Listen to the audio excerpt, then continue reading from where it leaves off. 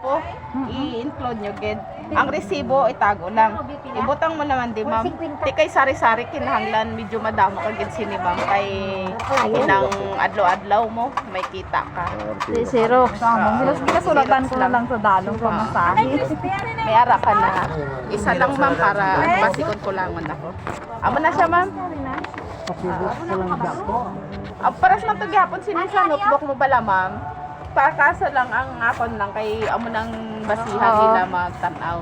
Amo na siya, kung pilang expenses mo, tapos ang capital makita mo na hindi na din masulat.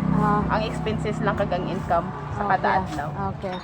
Cash in, cash out. Oo, cash in, cash out. Tapos dire ang mga Kung ano na lang sari-sari goods na lang ibutanda kay para isa ka name kumon. Isa ka name. Tapos kung may transpo ka, idagdag mo man di pamasahe sa expenses kung pila. Okay, thank you. Oo. Okay na Ako ma'am. na, thank you. Wala pa na yung agon tayo. Ang akon.